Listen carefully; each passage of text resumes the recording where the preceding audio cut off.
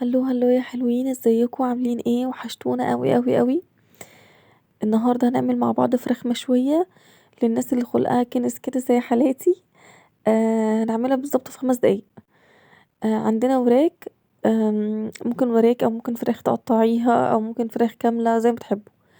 بجيب بصله بفرمها في الكبه، افرمها ناعم قوي قوي قوي اهو. هحطها بص في الصينيه على طول اللي احنا هنحط فيها الفراخ. متنسوش حبيبي تعملوا لنا لايك وشير وسبسكرايب وتحطوا لنا كومنتات عشان الفيديو يوصل اكبر قدر من الناس. وعندي صلصة اهو. المكونات اصلا بصل، صلصة، ملح وفلفل وليمون بس اهو. بحطش حاجات كتير قوي عليها. 4 ليمونات لو صغيرين، 3 ليمونات لو كبار. كان عندي هما معجون صلصة باقي فيهم حبة مش كتير، حوالي معلقتين.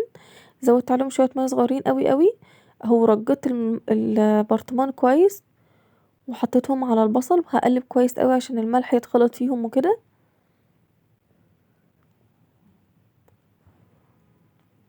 بس وهنزل الوراك اهو. هحط يعني هحطها جوه الخليط كله بقى، يعني تحت الجلد وجوه اللحم وتحتها وفوقيها.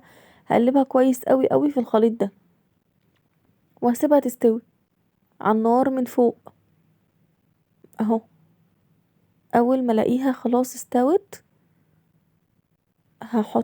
احط فيها الشوكة كده واتأكد ان هي استوت. او بص اللحمة اهو بعد عن العظم، معنى ذلك ان هي خلاص دخلت في السوا كويس قوي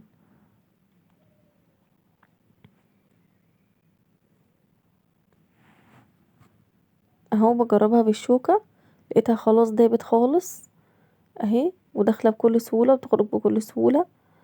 خلاص بتاكد بس ان اللحم استوى كويس.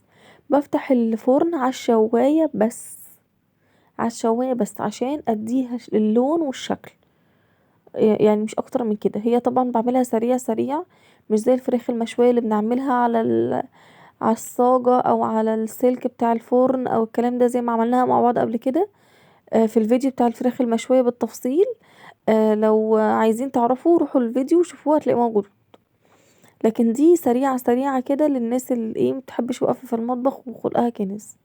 بصوا خدت اللون التحفة ده اهو، وبقى طعمها فظيع وشكلها فظيع. ممكن تحطوا كمان حتة فحمة صغيرة على فويل، وتحطوا عليها معلقة سمنة او معلقة زبدة او معلقة زيت وتغطوها فتاخد ريحة الفحم او كده. وبألف هنا. متنسوش تعملوا لنا لايك وسبسكرايب. باي باي.